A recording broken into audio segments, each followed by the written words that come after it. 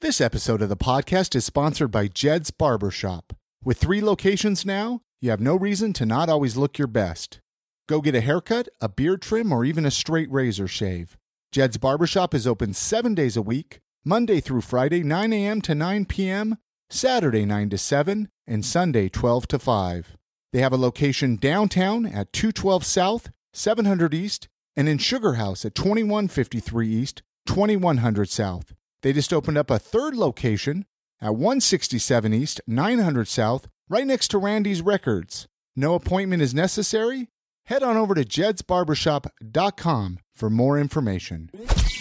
Showcasing local talent, professionals, and everyday people, making Salt Lake City what it is today. It's time for another episode of the I Am Salt Lake podcast. Welcome to episode 279 of I Am Salt Lake podcast. My name's Chris Hollifield. And I'm Chrissy Shelley. Today on the podcast, we sit down and chat with local political podcaster J.M. Bell. You know, I've been wanting to bring J.M. Bell on the podcast for a while now, so it was great to finally sit down with him, chat with him, find out his story, even just get him here in the studio. Yeah, and this is the first time I've really had that much of a conversation with him. What a fascinating story. You know, and I didn't know this entire story, kind of going back into when he did radio with KSL, getting fired. I didn't realize he pissed so many people off. How the Left Show started, you know, and I know we have a lot of listeners of I Am Salt Lake that are Left Show listeners. It's a good show. So I think you're going to want to listen to this conversation that we have with J.M. Bell. We're going to be playing that here in just a minute. If you're new to I Am Salt Lake, you can learn more about the people of Salt Lake by going to iamsaltlake.com. Every week we sit down and get to know someone in Salt Lake who is making a difference, someone who we think is a mover and a shaker. Mover and a shaker, might have a cool story to share with the rest of you, so check it out. Check out the site. Sign up for our newsletter to stay in the loop with Salt Lake City happenings, and check out that back catalog of episodes. This episode is also sponsored by Oleo Skin and Beard. If you're like us, your skin is dry, and if you're like me, your beard is dry, you need to moisturize. Oleo Skin and Beard carries an amazing line of skin oils, beard butters for moisturizing and shaping the beard, even some great facial cleansers. Oh, great facial cleansers, great body cleansers, and they have actually a hair oil for women that you can put on before you sleep. Makes it wonderful. Oleoskin.com is their website. Use the promo code IAMSALTLAKE. It's all one word, I Am Salt Lake, and it's going to give you 25% off of your entire purchase. Again, their website, oleoskin.com. Use the promo code I Am Salt Lake. All right, let's jump into that conversation that we had with J.M. Bell as we find out his story. Thank you so much for listening. Enjoy.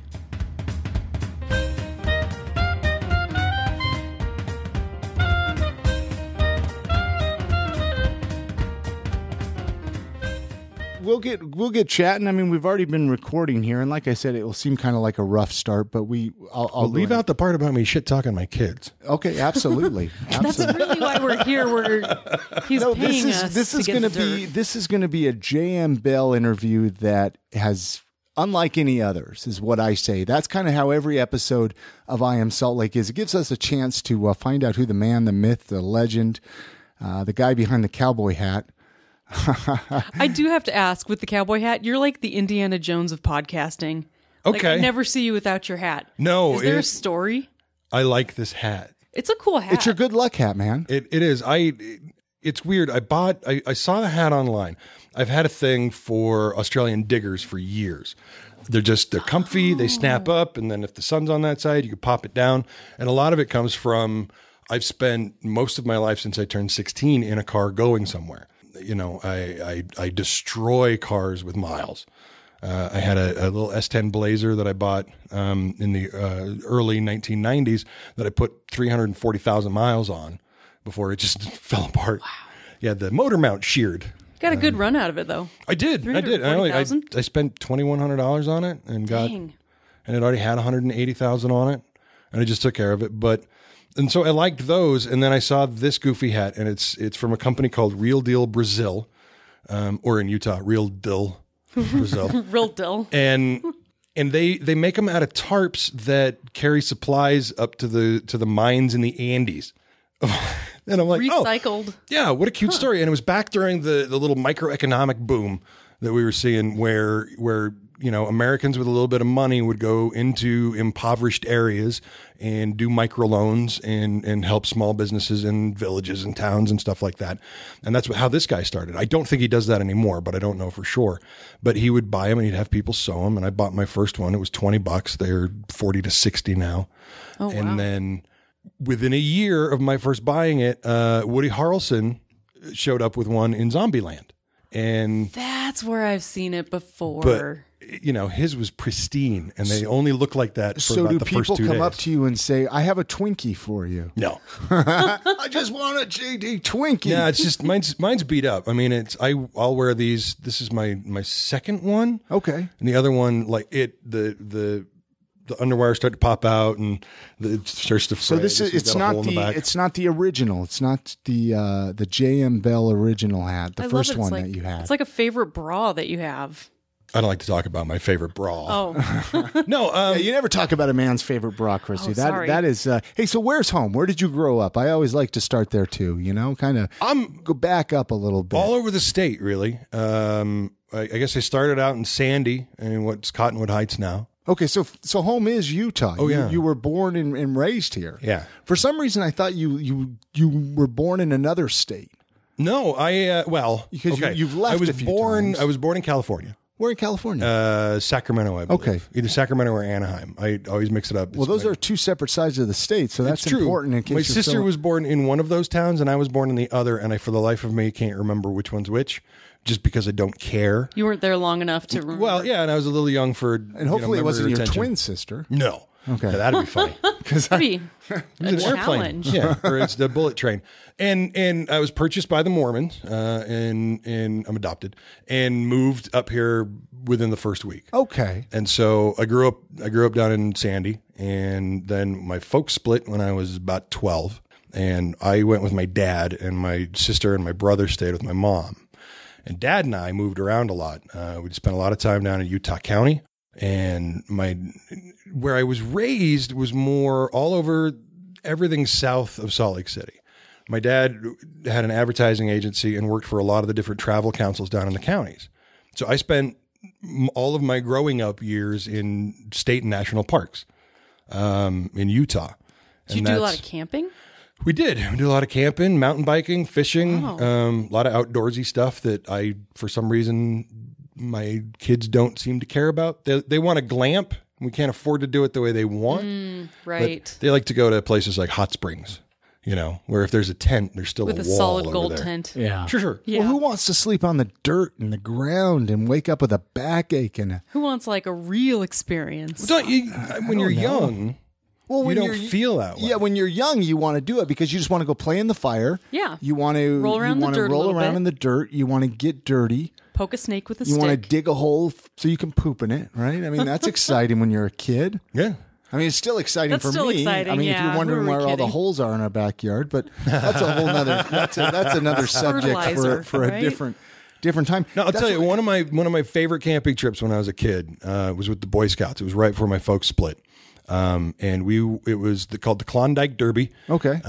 You go up Parley's almost to you go, off the Kimball Junction there, and you go in, and then there's a big field.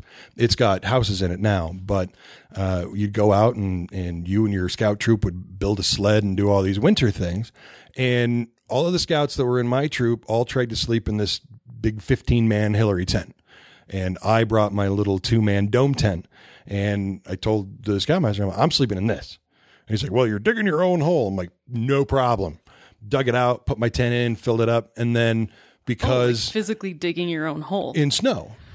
Oh, Yeah. okay. And so Boy Scouts like to camp in the snow for some reason. I didn't. Yeah. No, I liked the sledding and I liked the cross-country skiing. But then while they were all freezing to death in this giant open tent, I was in my little snug, basically igloo.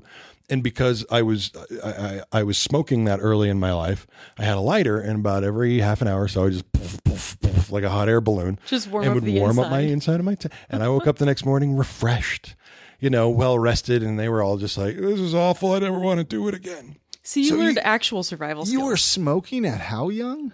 11. I 11 started years smoking in when I was Utah 11. County. No, I was still in Sandy then.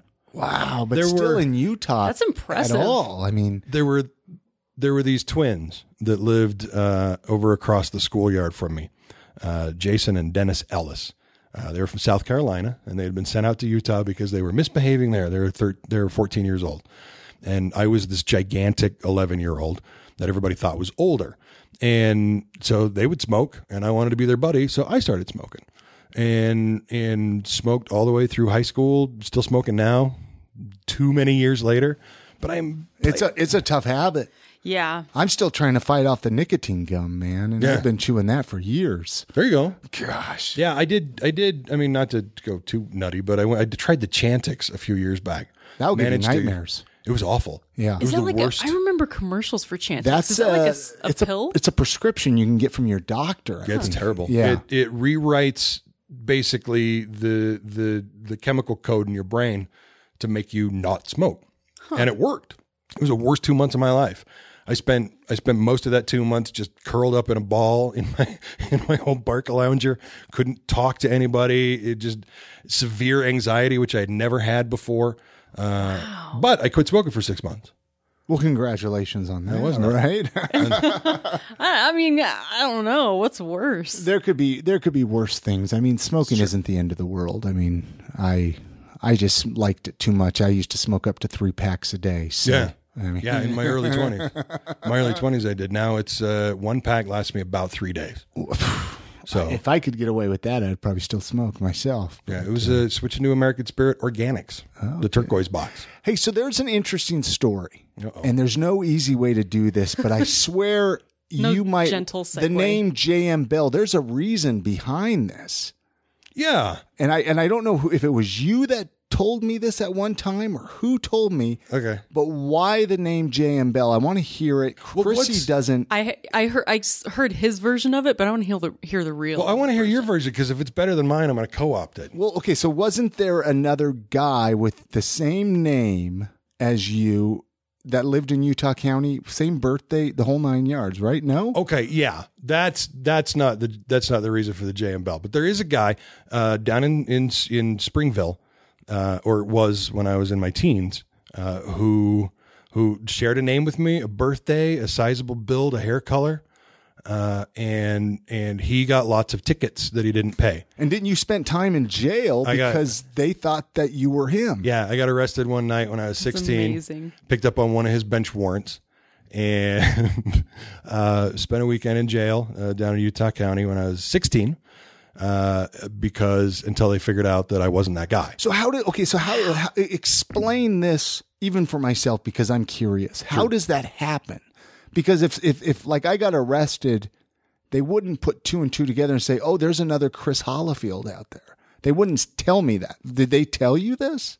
Yeah, when we came out and had to go in to see a judge Monday morning, and something made him ask a couple of questions to which I answered, "No, I live in American Fork. This is my thing. These are my family, my parents, yada yada." And they had called my dad for some reason, and they figured out that I wasn't this guy because I'd never lived in Springville, and he did. So I've never met him. I don't know him. He could be dead for all I know. But yeah, it was nutty. But he gave you a crappy weekend. Actually, no, it was okay. Yeah. Yeah, by the time I was 16, I'd already moved out of the house. I was going to school down at what was then the Utah Valley Community College, and I was living in my car. Not a big deal, and it's not like my dad and I ever fought or anything. I had a step family that kept moving in the house. My dad was doing his best to make ends meet. We were still post-divorce, so money was still tight. Needless to say, Mom won that fight. And to me, at the time, because I'm an idiot, it made sense to move out. And I got in an apartment and then realized that I could not pay for it. And I moved right back out and was in the car for about 4 months down there. So yeah, that weekend I had 3 meals a day. It was warm. It was more comfortable on the metal cot than it was sleeping in the 1977 Toyota Celica liftback. It was actually a great weekend. So have you ever met this other J Bell or whatever? What's the name? His name's Jeffrey Bell. Jeff Bell. That's right. Yeah. Okay. And no, I never met him. Do you think he's still out there? Probably. Probably some ridiculous Republican who wonders Man, how in the hell people I'd keep thinking he I says would stuff. Facebook stalk a bitch if that happened to me. Yeah, I would be like, Jeff, I've looked. I can't listen, find him. You suffer. If he's a listener of the podcast, Yeah, he's not. please reach out. He grew up in Springville. He doesn't even know how to spell it. I have a couple Springville listeners. I know. I'm sorry. I apologize. Well, so then JM, when did you start going by JM then?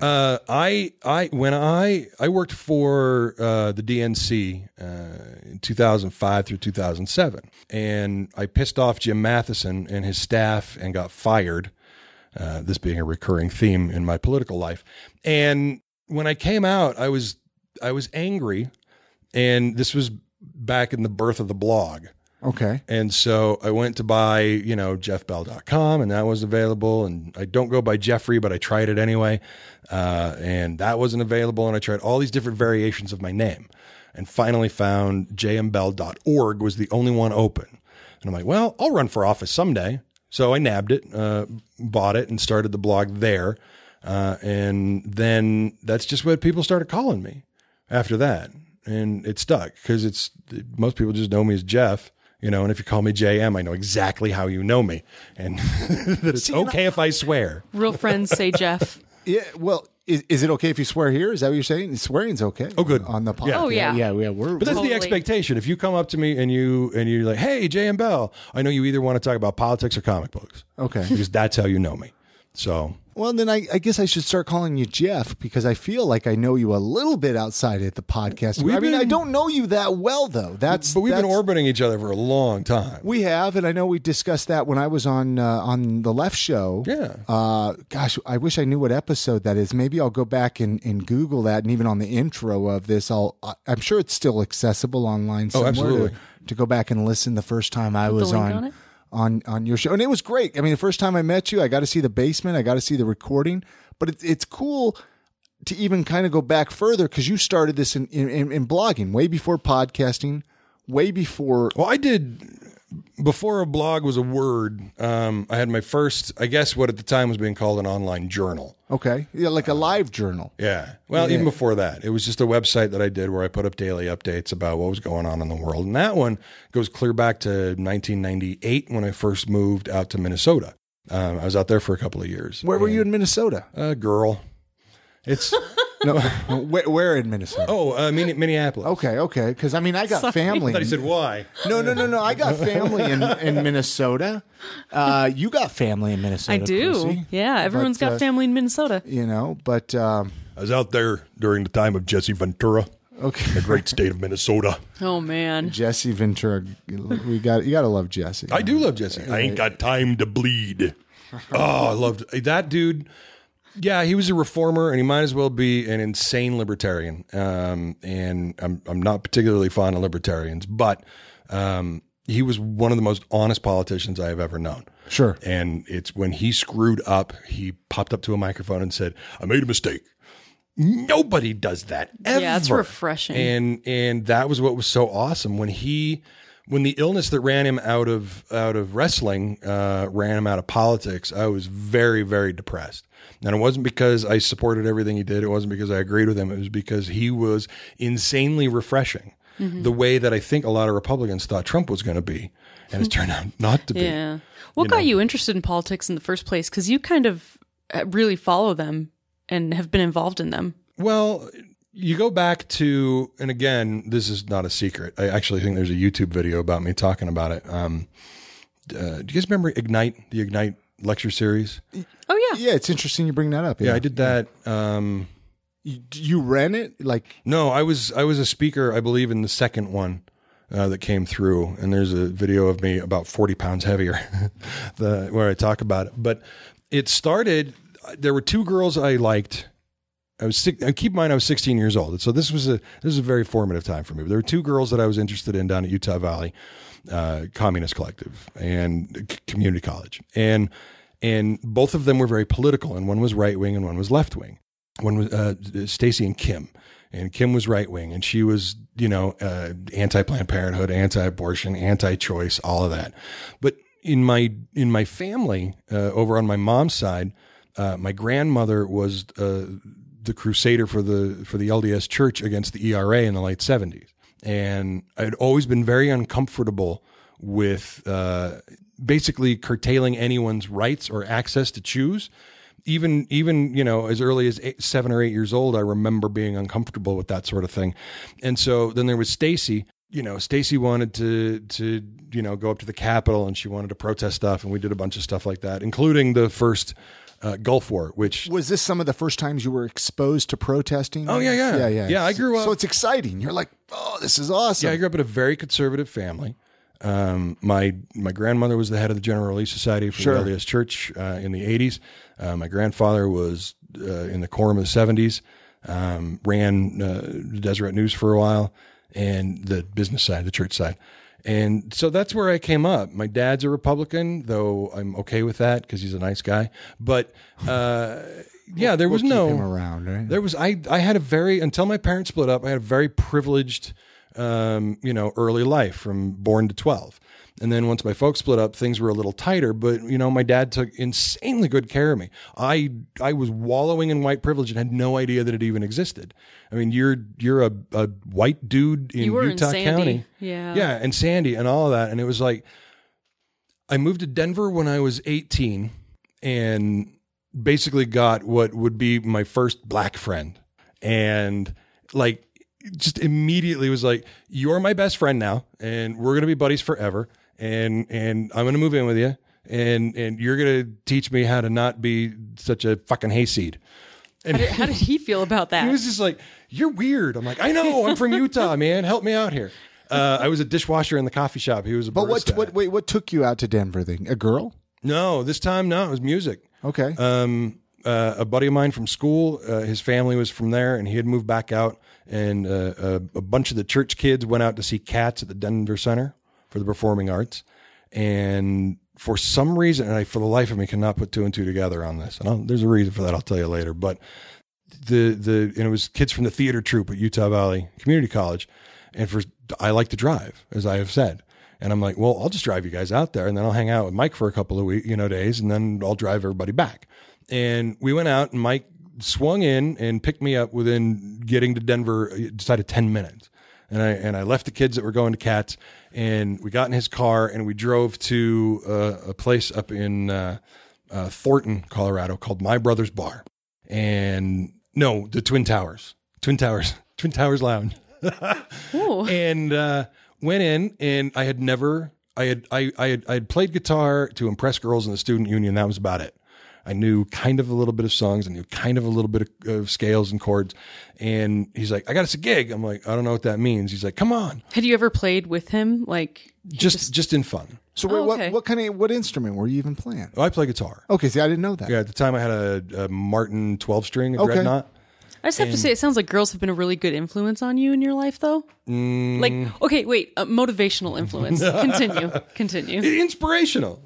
Everyone has it. It all comes down to what stories you retain, and the stories that are attached to things I've done to impress girls are usually the ones that are more memorable. Because when you're trying to impress your boss, you're just doing a good job, and that's not a good story. When you're trying to get a girl to notice you in a sea of guys, there's a lot more involved. Guys will do crazy things for girls. I look back over the years, and I'm like, I am an idiot. Like move to Minnesota. Yep. Go broke. I mean, we do crazy. We're pretty stupid too. We just don't like to tell you guys. No, you're more subtle. You keep it close to the vest. If some girls are more subtle, they're good at that. Yeah, that's true. I was just stupid. You don't seem stupid. Well, thank you. Yeah, thank you very much. I don't know, but you never know who is and who isn't. But it's true. But yeah, so we went out to this place and started playing folk songs, Indigo Girl, Crosby, Stills and Nash, and you felt the crowd getting a little upset. This was not their music. This was a country bar. And I was picking up on the vibe really, really well. And I think Mike was as well. And so he started playing, and he just looks at me and goes, follow along, key of C. And I'm like, okay. Didn't even know what that meant. So he starts playing Bon Jovi. I'm a cowboy. On a steel horse I ride. And the crowd flipped, turned, loved us, bought us drinks. It was fantastic. We played the song 3 times. It was just like Rawhide out of Blues Brothers. And that was, and immediately I'm like, this is what I want to do with my life. I'm going to play guitar. I'm going to sing in a band. And got back home the day before Christmas Eve. Home being Utah. But yeah, being down in Okay. American Fork where my folks were, basically my stuff was in their basement at this point. And turned around, and the next day talked a friend into driving me to Denver, dropping me off at Mike's house without asking him. Lived with him for a month, got the job at the coffee shop, moved in with Everett, who, I mean, you know, and I make a joke about it. Everett was really kind to a very culture shocked dipshit. You know, a lot of my friends in Denver kind of just adopted me while I was being ridiculously stupid, because Salt Lake tough doesn't work in other places. Salt Lake tough. And Yeah, they're kind of sheltered growing up here. You don't really understand what the rest of the country is like. Even our skinheads were really cream puff compared to the ones we had out in Denver. That was True. It's very true, though. It was a hobby that me and a few of my friends had. We were all learning martial arts, and after we'd go to the dojo in the afternoons, we'd jump in a car and drive around until we found little packs of roving skinheads downtown. Or we got to Bandaloops, whichever came first. And so when we saw skinheads, we'd all pile out of the car, beat them up a little bit. And the cops would show up, and they're like, "What are you doing?" We're like, "We're beating up Nazis." And they're like, "On your way." And then we go to Bandaloops. And have you been around? Are you old enough for Bandaloops? Here in Utah? Yeah. It actually doesn't ring a bell at all, It actually. was the first espresso machine in Utah. What year? I think it was late 80s. Yeah, it's all the way from the maybe when late I 70s came through the here. 80s before they got run out. Maybe early 90s. 91, 92 might have been when because I remember I have a concert shirt from when I saw Bad Religion in like 92. I think here. That was a good show. I caught that at McNichols out in Denver. Okay. Yeah. It was Recipe for Hate tour. Yeah. Something. I think Green Day was playing with them. Green Day and Rancid. I think you're right. At least here in Salt Lake. But that was about when I moved here. But we That actually was a good time to move here. we need to take a quick break. Okay. Play a message from our sponsor. Hang tight, and we'll be right back with some more JM Bell.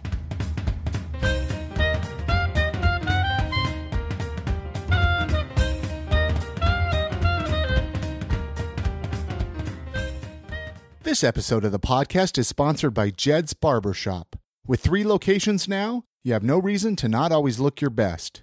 Go get a haircut, a beard trim, or even a straight razor shave. Jed's Barbershop is open 7 days a week, Monday through Friday, 9 a.m. to 9 p.m., Saturday 9 to 7, and Sunday 12 to 5. They have a location downtown at 212 South, 700 East, and in Sugar House at 2153 East, 2100 South. They just opened up a 3rd location at 167 East, 900 South, right next to Randy's Records. No appointment is necessary. Head on over to jedsbarbershop.com for more information.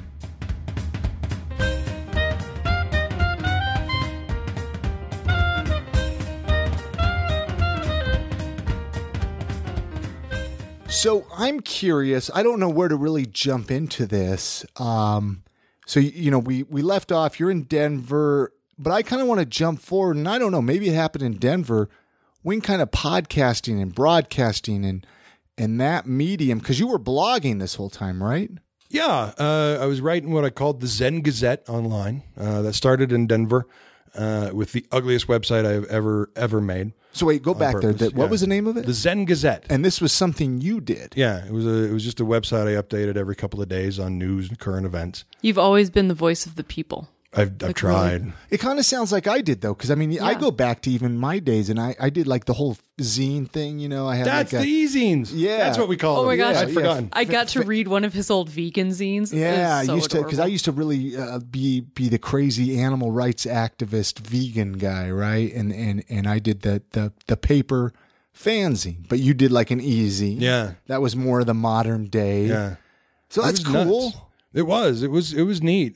But I got with audio and podcasting, it goes back to, again, just those early formative years with my dad working in advertising. He bought a lot of airtime. And when you buy a lot of airtime, a lot of your clients will, pull in and hire remotes.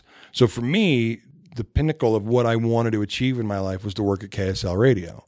And going back, it was, Danny Kramer, Mark Van Wagner. I mean, these guys were just like giants to me. And So wait, you used to dream of this? oh yeah, radio Of going on KSL though? Yeah, that was. Did you want to be? I mean, did you dream KSL, of though, actually that's- being a broadcaster or Yeah. being a producer? What part No, of it was all. fascinating? It was. I just wanted to be the voice. Okay. Okay. But on And KSL though, that's what surprises it me. was, with well, KSL. when coming up in the 80s and having a right-wing family, and to be honest, it wasn't polarized back then. Okay. You know, Danny Kramer seems to be a little bit right-wing, and Mark seems to be a little left-wing. I know his daughter now, and she's run for office a couple of times as a Democrat. He works for an oldie station now. I think Danny does as well. But these guys, I mean, they were just who I knew, and they did radio, and I loved that. And I would listen to them all the time. I would stay home from elementary school and listen to their shows and call in. And that was how my dad kept catching me, because he was listening to the same thing. When Dad and I would drive places, it was always books on tape. My favorite was always Jack London. And I don't know if you guys know this or not, but there was a guy that was doing sort of a self-help thing. But it was more, how to present yourself. And his name was Earl Nightingale. And deep voice. I can't even go as deep as he can. He makes James Earl Jones seem like a soprano. But these were things that we would listen to in the car, and I fell in love with how the voice can convey, stories, information, feelings, emotion, and more for me than film, or pictures. So that was it. And then years later, I was actually on KSL for 3 years. I had a Saturday show after Enid Green. And like a radio show. Okay, so okay. Yeah, so your dream came true. Yeah, You it was were on the awful. It was horrible, because in the intervening years, it had turned into a hard right wing station. They were playing Hannity. They had goofy shit over the weekends. Bonneville International wasn't doing the region's best news anymore. They'd had the consultants come in. One of the arguments I had with the news director at the time was I was timing the news stories that they were doing, and they were usually at about 23 to 25 seconds. And then all of a sudden they jumped to 15 to 17 seconds per news story. And I'm like, what the hell is that all about? She said, well, the consultants came in and said, that we needed to tighten it up and to get them a little shorter, and that we don't do long form news because that's what people want. And I said, because your ratings were falling? Yeah. And since you've changed that, have your ratings gone up? No. Maybe you should be doing news. You're KSL News Radio, for fuck's sake. Yeah. This used to mean something. And we had a program director, and he was a disingenuous little prick. And by the time it ended, you guys remember the Kevin Garn scandal? He was, I don't know. I don't think I was out here for that. Was this 2010? Oh, I was. you I just were, didn't yeah. pay attention to the world. He was one of those moral crusaders up in the Utah legislature, and he was on one of his morality kicks. And it was a terribly sad story, but he had, I guess, molested a babysitter that had worked for him and his wife years before, when she was 14 or 15 years old. And he was a bishop at the time, and between using church connections and that weird sex cover-up thing that most of these religions tend to go through, and a shitload of money, he bought off the parents so that they didn't talk about it anymore. And so he's up there doing his moral crusade, and she got pissed and talked to the news. And then it turned out that a lot of reporters and a lot of news directors had known this story for years and had It was sat just on under it. wraps. Right. And so Wow. it all came out, and I had just done something else on another one of the chuckleheads up there, who was an anti-liquor guy who'd just gotten another DUI. And they had said to me, stop it.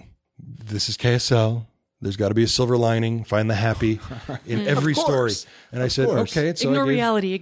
Yeah, my silver lining was that now we had basically targeted a sexual predator of children. We knew who he was. His picture was out. And this was the disgusting part, is his last day of the legislative session, when he retired or resigned, he got a standing ovation from the Republican caucus. Oh, wow. And so this was one of the things I did when I worked in radio, was I didn't self-produce, even though I knew how to. Because if I was running my board, that meant that there was a guy that worked at that station who now had an hour and 15 minutes where he wasn't getting paid. So I had a board op. It was the first and only time I was like, hey, you should take today off and let me run the board. He's like, what are you going to do? I'm like, you don't want to know. So my big thing it's going back to the joke. What do you get when you diddle a kid, get caught, and admit it to the Republican caucus? You get a standing ovation. And then I was playing audio I had pulled from a World Cup soccer camp. 50 to 60,000 people screaming and cheering and singing ole, ole, ole, ole. And I'm like, this is it. Your Republican caucus, Oh, that's wow. it. They're applauding a kitty diddler. Aren't we all happy? So I knew I was fired. I didn't even make it home before I got the call. Hey, we were going to go ahead and replace you. I'm like, yeah, I know. Don't worry about But it. you wanted to go out with a bang. Yeah. I wanted to go out honest, which has been, I mean, for people that know me and you go back to all the stories and yeah, I've been run off of a lot of things and I've been chased out of a lot of groups, and I'm obscenely honest to the point where I just piss people off. And in politics, honesty is worst case scenario. It always is. And nobody wants that. Everybody is in a bubble where they're just like, everything we do is perfect and someday we're all going to win. And Democrats in Utah, they're delusional. They're all wonderful people for the most part, but they think they're going to win doing the same old dipshit that they've been doing since the 80s. And all it does is lose more and more often. And so there's always a guy who's standing over to the side screaming and pointing, you can't do that or this will happen. I watched, not that this isn't impressive to me. This is just some shit that I do. But I watched Donald Trump going down that fucking escalator the day that he announced.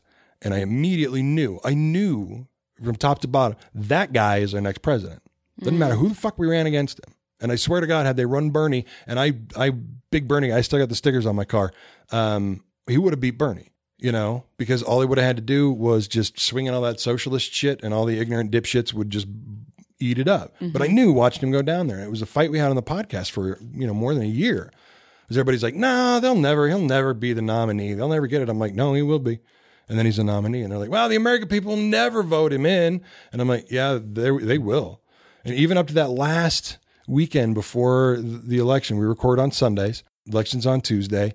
And I got the guys in there and, they're all just like, well, it's going to be weird under Hillary and the first fella and all that shit. And I'm like, you guys don't even have to fucking worry about it. Donald Trump is our next president.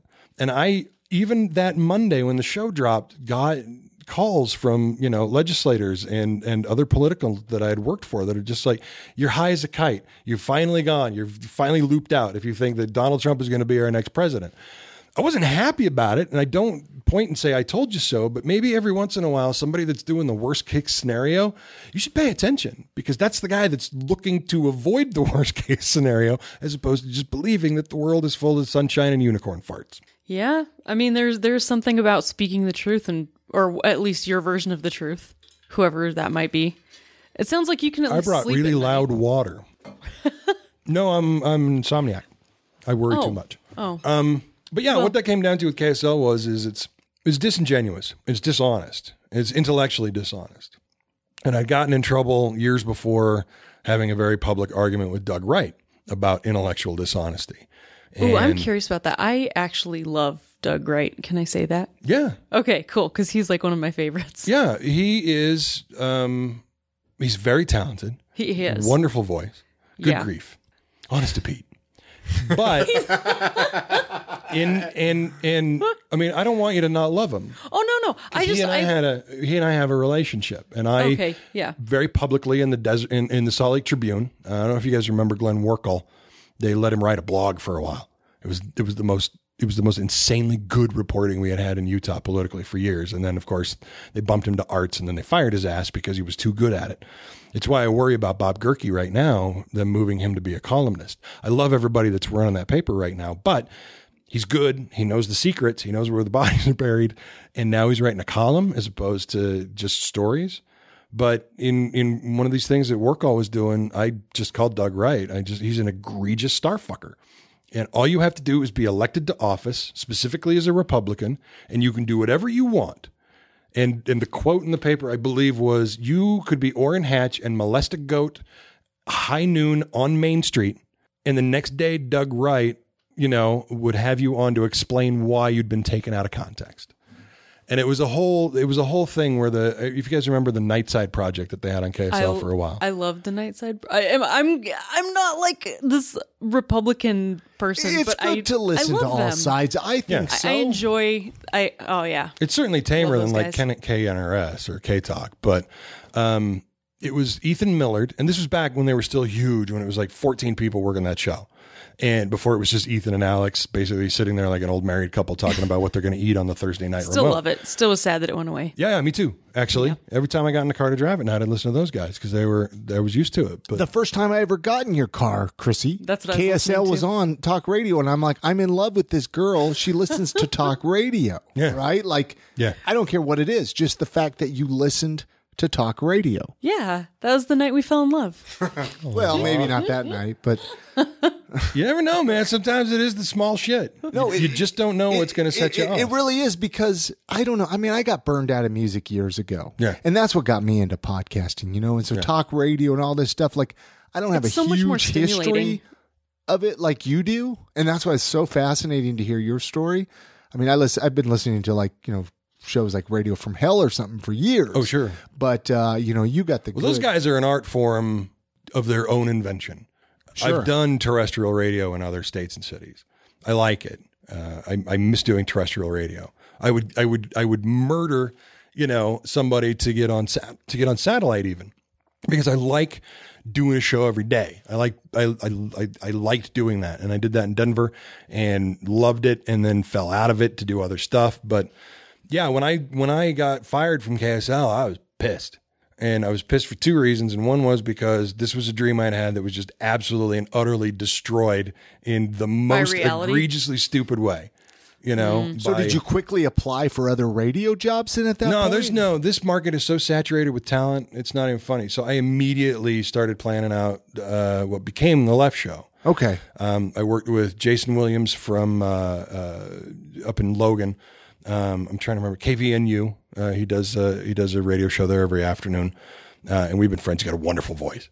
If you guys listen to our show, he's the one he does the sidetrack for me. Yeah. And so we were doing it and trying to figure out how to do it properly with Skype. I had no gear, he had no gear, and it was several months of trial and error. And then what year was this approximately? 2010. Oh wow! So this was even going back quite a ways. Yeah. Right.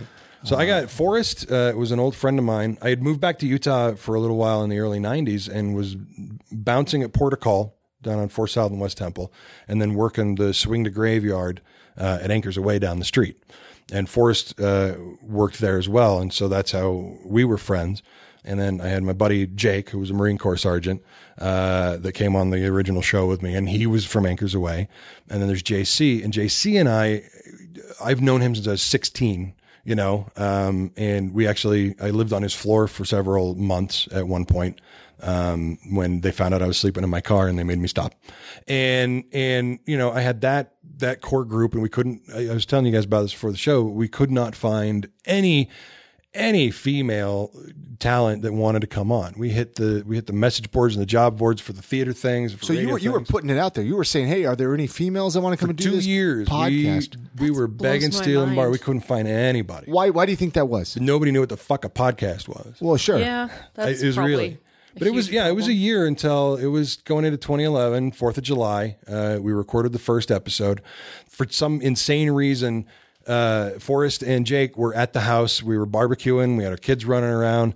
And as happens sometimes when men congregate, we get the hell out of the way and we go hide somewhere. Most men, it's a garage or it's the backyard or it's somewhere. And for me, it's my little office and being surrounded by my books and my toys. And we were down there and all the gear was there on the table, almost exactly how you saw it when you came on the show, I think 2 or 3 years later.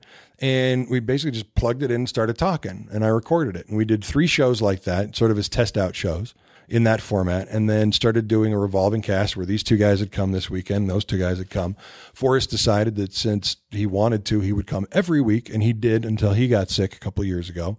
And that's just what it turned into. So how did you find out about podcasting? I know that sounds like a silly question, but 2009, 2010, what got you exposed to podcasting? I don't remember.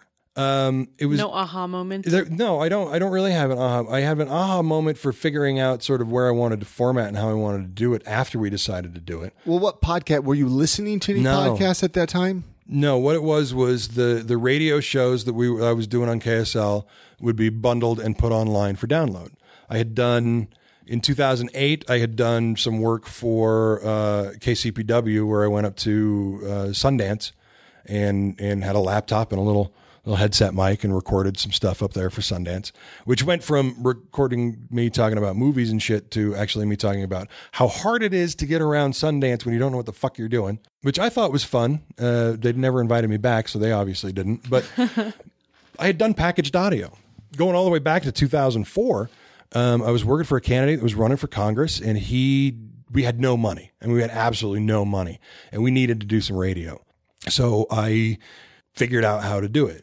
on a computer with a couple of little handheld piece of shit mics, and I think we ended up cutting 12 ads and at 20s and 60s and got those pushed out to some of the more KNRS, K-Talk kind of places. And, I've worked in audio, but that was, working linear tape, working 2-inch and 1-inch and all of that, and working with the band, cutting demos. So I knew how the gear kind of worked, and then turning it digital was new. And so that was 2004 to 2006. And then watching what they did at KSL. And then once we decided to do it, I started listening to other stuff. And then it was Kevin Pollak Chat Show. Loved that, which is why I still want to do video, even though none of us are as pretty as either him or the people on his show. And Nerdist with Hardwick. Yeah. He's almost 1,000 episodes in. I used to listen to that podcast a lot. I haven't listened. Do you still listen to Nerdist? Absolutely. Yeah. I stopped for about 1.5 years, and then just picked it up for no reason a few months ago again. And because, then he's on TV. I see him everywhere. You know, I love the guy. I've read I bought his books. I buy his stand up. He makes me think that, one, I can lose weight and be pretty again. And two, that if I just get the fuck out of Utah sometimes and get someplace where people with money are, angel money, angel investors don't hang out here. Yeah. And that's why, we as podcasters and we scramble and we ask and we get sponsors. It is an original content art form. I have thousands of hours of original content, most of it quality. There are some bad shows. Well, no, you do a hell of a show. You do a really good show. And that's kind of where I'm curious of. We're 2017 now. That's like, what, 7 years of podcasting? Yeah. That's not a lot of people stick with it that long. Usually people get to between 8 and 12 before they decide that, oh, this is hard. Well, they're like 8 and 12 episodes. Yeah. Oh, yeah. They say about episode 10 is that magic mark. No one realizes. And that's kind of. Work. You could tell you're passionate about what you do. Yeah, I love it because I can tell you're passionate about spreading your thoughts, your opinions, and that's really at the base what podcasting, how it grew. It's like no one can have a say over your opinion. No one can have a say over what you want to put out in the world. It's the FCC unfiltered. Cannot tell me what I can and can't say. Yeah. We can have with absolutely no intellectual whiplash at all. We can talk about the GOP war on women. We can talk about pro-choice issues. We can talk about Planned Parenthood, and then we can flip around and just have 5 ridiculously male moments watching that GIF from Rosario Dawson in Filth. Did you ever see that movie? It's just her full frontal. I'm trying to remember what we watched something when I came over there that time. Oh no! Look, we saw some boobs. A female appreciation society. We absolutely are. We are a bunch of dirty old men. But you wonder why a lot of the women don't come back. Well, we didn't start out that way. Okay. It just got. Hey, I was there. If anything, if I remember correctly, Taylor was all about it because Taylor was there the Sunday I recorded. I'm trying to remember. There was an episode where maybe I'm wrong. So I apologize, Taylor, if you're listening. No, we finally broke Taylor's spirit, and it was her fault. There was a story about this guy, and I apologize, everybody. Just let this one go. But there was a story about a guy that had put together a vaginal beauty contest, and basically threw it out to the world. Send me pictures of your vagina, and I'll put them online, and people can go through and vote until we find the world's best looking vagina. And this was also a guy who had put together a male masturbatory system. That I don't know if you know the Fleshlight. Oh, yeah. The Fleshlight is small. Who doesn't know that? Right? And it is. That's, by the way, when did they stop throwing money at podcasts? A few years ago. They were everywhere. Oh yeah. I never got any of that Fleshlight money, and I would happily talk about it, but I don't happen to own one.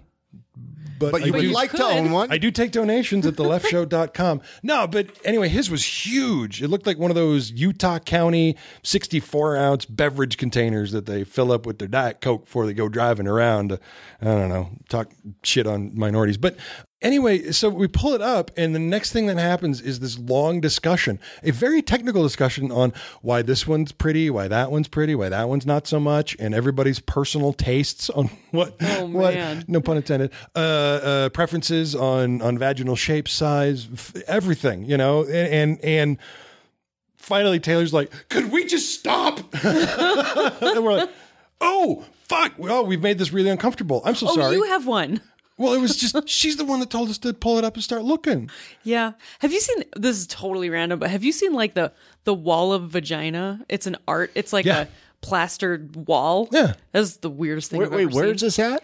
I'll find it. I'll show you. Oh, this is on the internet. I've admired I thought this was like a place we could visit. There's a piece of art. We should visit it. That an ex-girlfriend of mine had that was called Herrection. And it was a 4-photo series of a very, I'm going to go with this particular description, vegan vagina in the, let's say, starting with the sleeping state and then going to the fully aroused state. And it was you find it online, but it was just the progression of from nothing to sexual arousal. And it was this wonderful picture. I was fascinated with it because, again, I still wasn't 21 when I was dating her and came from Utah County where, you know, we used to find our porn in the woods. And this picture was just like, it was incredible. And I remember we had a long talk about it one night, probably on some substance or another. And she just walked me through why the female anatomy was so perfect and that she left me for a girl not at all surprising. But you know, there is a lot of, especially with the show that we do, and not so much anymore because during the Obama years, we got to goof off a little bit.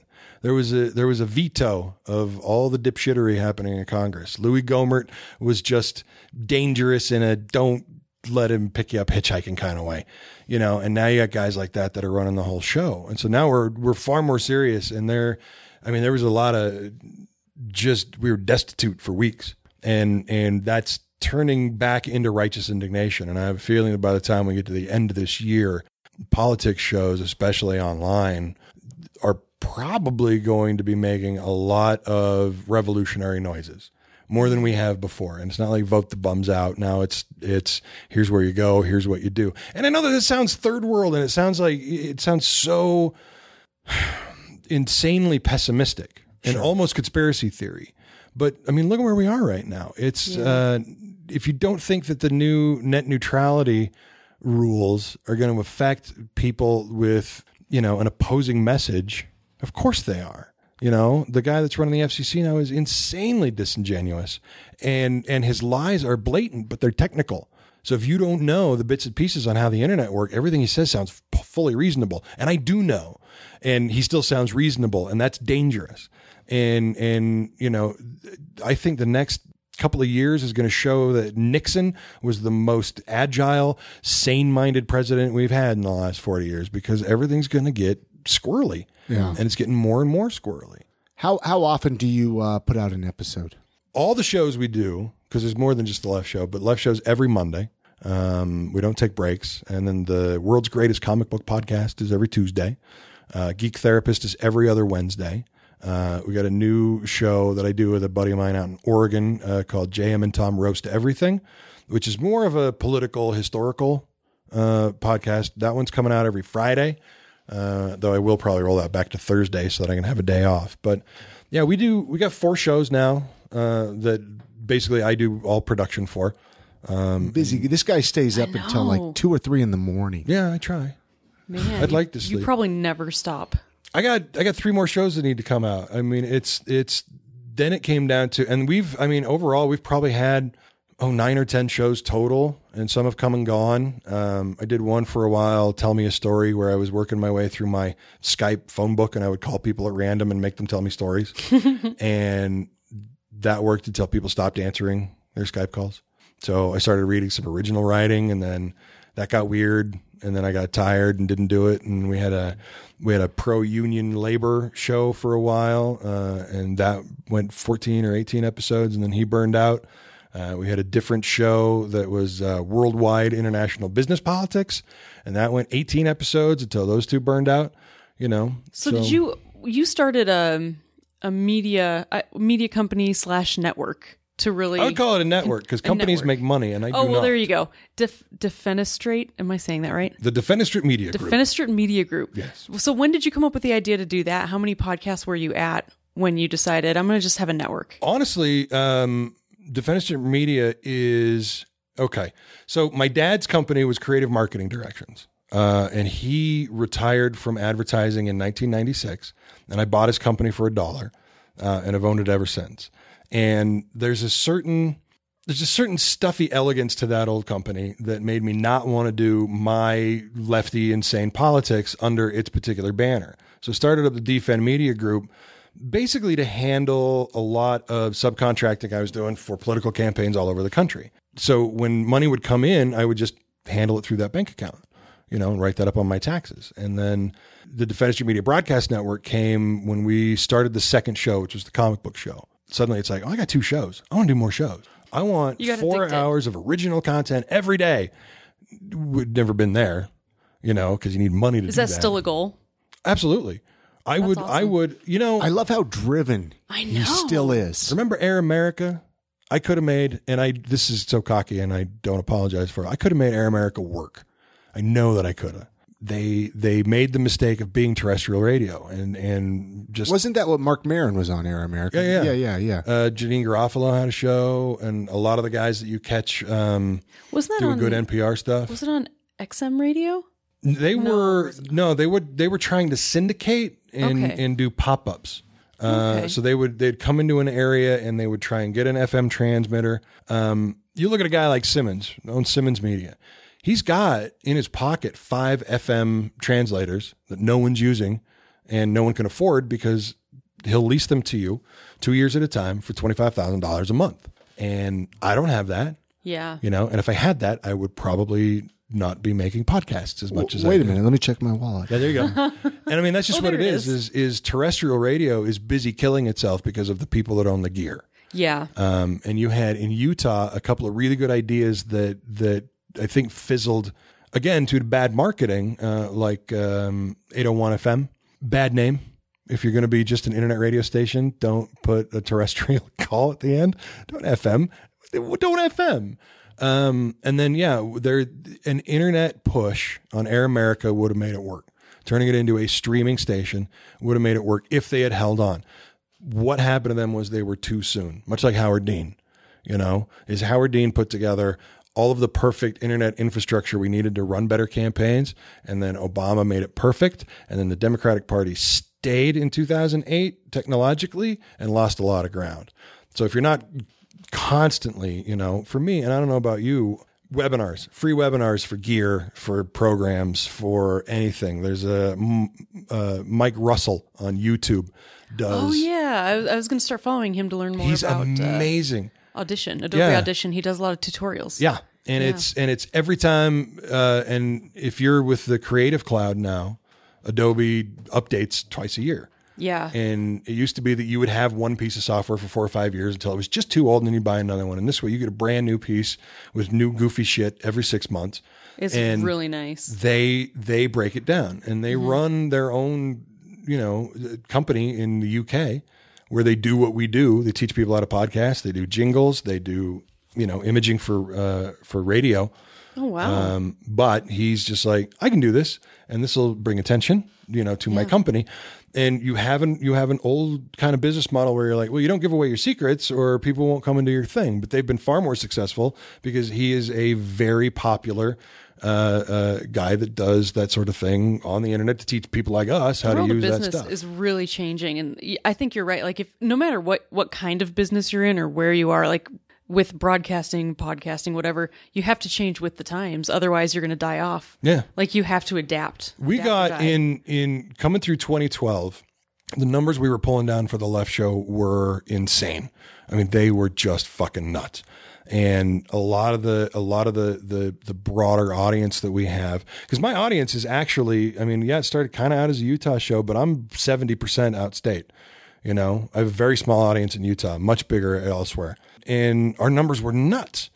And so we kept the format that way. But that election came and went, and you can't keep talking like that. Things have to change up. And so it was free form, 3 to 4 hours long when we started. Oh, wow. We'd just get in there and talk, and then I'd publish it out. And I used to do these big cheesy introductions. This week on the Left Show, your fearless itchits will do the thing and the other thing.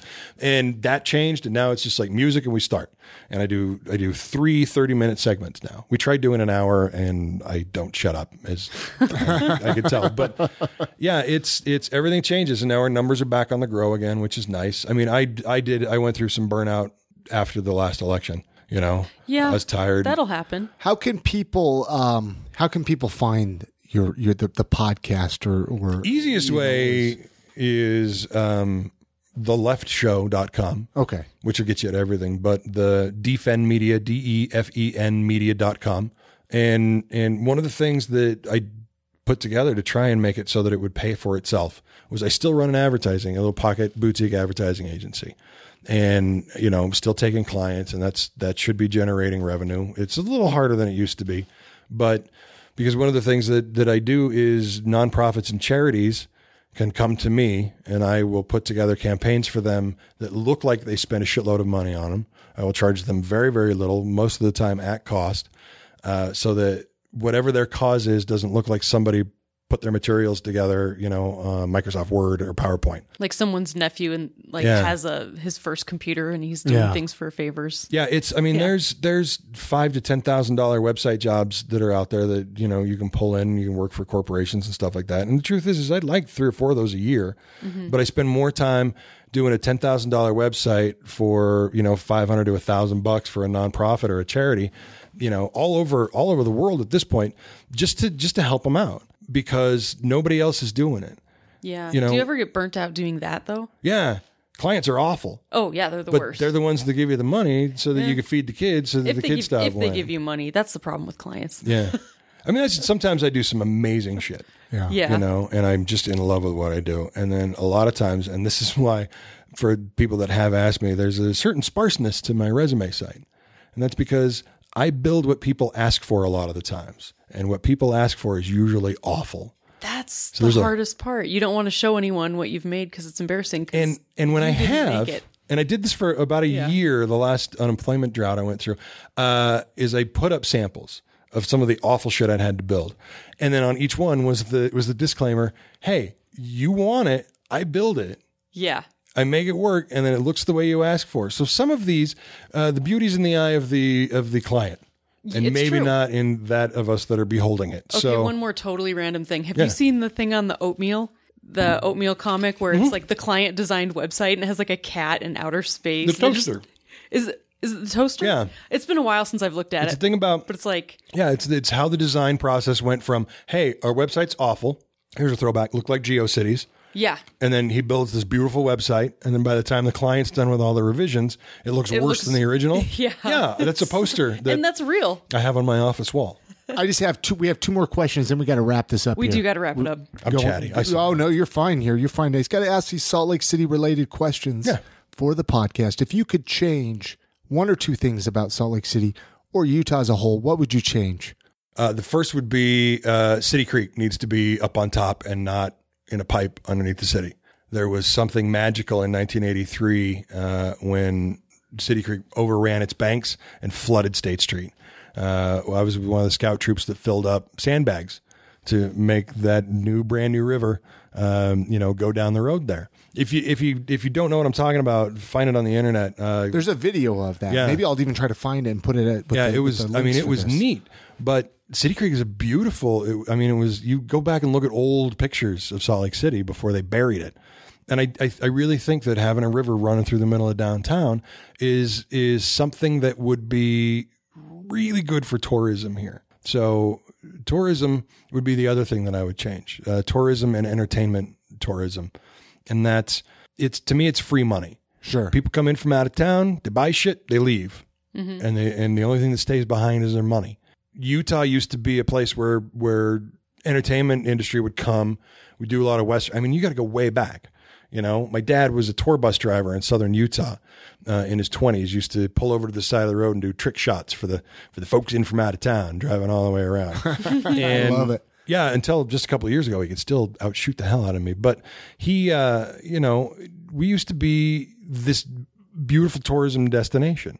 You know, we lost the outdoor retailers because we're so that was big, fucking dumb. Yeah. And they're all like, well, they're just whiny, want to tell us how to run things. And they're like, no, this is the most geologically diverse state in the nation. We have more cool shit to look at, and all you guys want to do is drop mines. And the entertainment folks leave because we don't do incentive packages the way they do in other places. The fact that they make Archer in Georgia is insane to me, you know?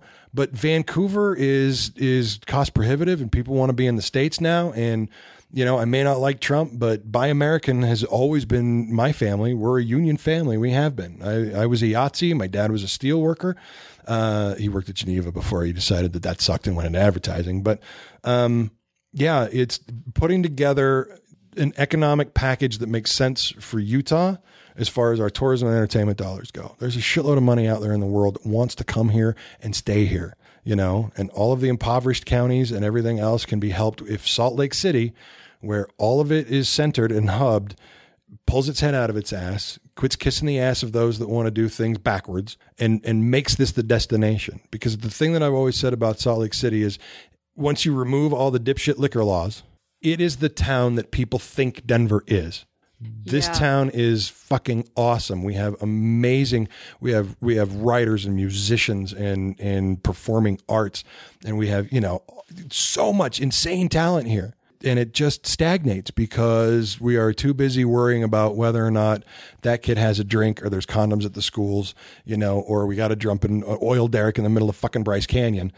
Those are the decisions that are made here. And if they can fix that, you know, we can have a boom like Seattle did in the 90s, which we richly deserve. I've been in and out of the state. I know we were anticipating that, you know, we're like, oh, it's going to blow up here. It's going to boom here. Yeah. I don't know, man. Private Especially clubs. with some of these new laws that are passing in the state. It's like, get out of town. That anticipation has been around since the 70s here. Yeah. And something screwy always fucks it up. Now, in the 90s, it short fizzled because of karaoke. That's what killed my musical career, was suddenly bar owners didn't have to pay, you know, $1,000 for a band to come in for a couple of nights. They just had karaoke night. Yeah, they could buy a karaoke machine for $500 and have a pretty girl with a tank top run it.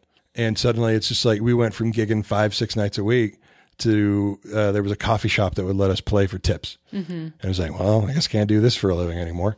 But that's it. Utah is Salt Lake City in specific, because this is where all the cool people live. It is a magic waiting to just be released. Sure. And right now it's being held by the timid and by the oppressive. And I'm waiting for a revolution to come and fix this shit. I've been yelling and screaming about it for years, and I'm not going to do it because I swear too much, you know? But it's out there, and that's something I would really like to see us change. We are an amazing city full of amazing people. And if Salt Lake City can get its act together, and then Salt Lake County can get its act together, the rest of them are going to follow. You know, anytime there's money involved and there's a way to make money that we can do that without breaking something, people come around. Absolutely. They absolutely do. Favorite local eating spots? I ask it every time. Do you have one or two places that you like to? Moochie's. I am addicted to sandwiches. Okay. Sandwiches are my favorite food group. The Moochie's Philly is probably one of my favorite things. There's B&D Burger down on South State Street that I just adore. That's cool. So you know, I mean, I always ask that. It started as a silly Remember question. Bill and Nada's? It sounds familiar. It's gone now. Bill and Nada both died, but it was over by Trolley Square. It was a wonderful, wonderful little diner. Each booth had its own little jukebox. So it was basically just a wall cacophony every time you walked in of different Buddy Holly shit playing. But that was a pretty good place. It was amazing. Yeah. The food was awful. It was an amazing place. I will be very forgiving. Other than that, I got to tell you, I do like a Hires cheeseburger. Oh yeah. Yeah. I really It's been a while since I've had one. The Blue Roquefort. Okay. I love angry cheese. Let's run down the list how people can, again, the website links or how people can stalk you or connect with go you. to theleftshow.com. Okay. If you're into the politics stuff. If you like the comic book stuff, it's worldsgreatestpodcast.com. Okay. Yeah.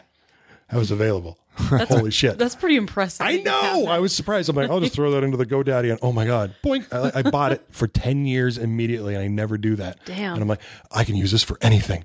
Yeah, you can. Yeah, we threw that at that. So those two are really the easiest way to get a hold of anything we do is leftshow.com. Well, I've had a great conversation, and I could tell we could have talked for another 5 hours. Oh, so yeah, we'll definitely have to bring you back on through the show. Anytime. And I want to get you guys on mine. Yeah, no, absolutely. Anytime. I'm enjoying very much the evolution of watching you guys' relationship on Facebook and on the show. Oh. Well, thank you. I have started downloading the new Dad Show. Oh, gosh. I was once one myself, so if you need any advice, let me know. I was a terrible stepfather for a lot of years. I'm excited, but I'm also scared shitless. It's terrifying. I'm not gonna lie. No, me too. The human psyche is a fragile thing, and when it's shoved into the head of a kid, and you've never been around kids like that before, it will destroy you. I've been around. You've kids, been around, but I put up with her kids. But I don't have one of my own. Yeah, one that I could say. Well. This is mine. It's baking. You'll be amazed what will happen to you when you have one of your own. That's all I'm going to say. There is something. There is a switch that flips. Mm-hmm. Actually, several in a row. There was probably one that you felt a deep resonance the minute you found out that there was a pregnancy involved. Yeah, and that it was a keeper. It was a keeper, and pro-choice, and you get along. You see the first ultrasound, and it's like, holy shit. This is something. This is real. I better go to work. You hear the heartbeat. Exactly. Yeah, you hear the heartbeat for the first time, and that's a thing. And then you're in the hospital, and they hand that kid to you for the first time, and that was the one. That was and you go, put it back. The deep gong. No, with me, my mother and my grandmother before she passed showed up, and the birth of my first child was a surreal experience. I was up by my wife's head because I didn't. You don't want to ruin. What was his name? It was a singer. He was a singer in England. We're going to have to bring you back on through Mom and the New Dad. Yeah, there's Mom and Grandma down there, just staring right up into my wife's Your wife bits. is amazing because that's not ever happening. She wasn't paying attention to it. And then, the kid comes out and the nurse goes to hand it to me. And my grandmother zips in, takes the baby that I have yet to touch and hands it to my mother. And the reason she said she did that is because, you were crying. I didn't want you to drop the baby. And it's like, I'm not the first person other than her to touch my kid because I'm crying. Be a man, damn it. No, I wept. I weep for both of them. My kids make me cry all the time. Oh, they're amazing. That's another thing too. Movies. No, it's if you have any problem with child in peril movies, you react to them far differently now. You're either pissed at the parents for letting it happen in the first place. Or you're going to get emotionally attached to it, and you're just like, no, the kid's in trouble. Bridge to Terabithia. Awesome. Fucked me up. Oh, man. Anyway, great chat. Thanks for having me. You bet. Thank you so much. All right. Many thanks again to J.M. Bell for joining us on this episode. Hopefully you all enjoyed listening. I had a great time chatting with him. I didn't know all that stuff about him. I know, and I think we probably could have kept talking for another 5 hours. We could have. Yeah, easily. Head on over to iamsaltlake.com/279 for all the links to connect with him. Check out his podcast.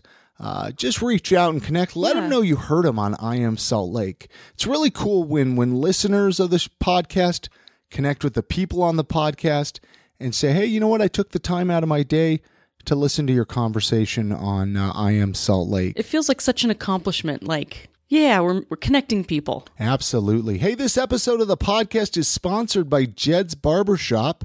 With 3 locations now, you have no reason to not always look your best. Go get a haircut, a beard trim, or even a straight razor shave. Jed's Barbershop is open 7 days a week, Monday through Friday, 9 a.m. to 9 p.m., Saturday 9 to 7, and Sunday 12 to 5. Their brand new 3rd location just barely opened up at 167 East, 900 South, right next to Randy's Records. They also have a location downtown at 212 South, 700 East, and in Sugar House at 2153 East, 2100 South.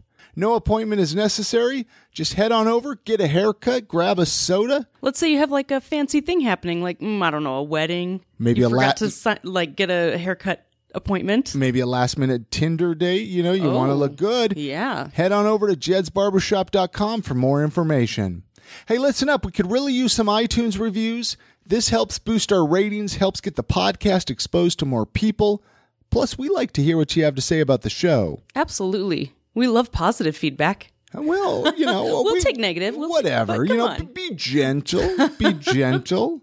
IamSaltLake.com/iTunes. It's going to send you right to iTunes where you can leave a review. It takes you just a second, and we will love you forever for doing that. All right, that's going to do it for this episode. Many, many thanks again to J.M. Bell for joining us on this episode. Many thanks to you, Chrissy. Oh, well, thank you, Chris. For helping out, and Olio Skin and Beard and Jed's Barbershop for sponsoring the podcast. You guys have a great week. Get out and enjoy the city. Support local. And good night, Grammy.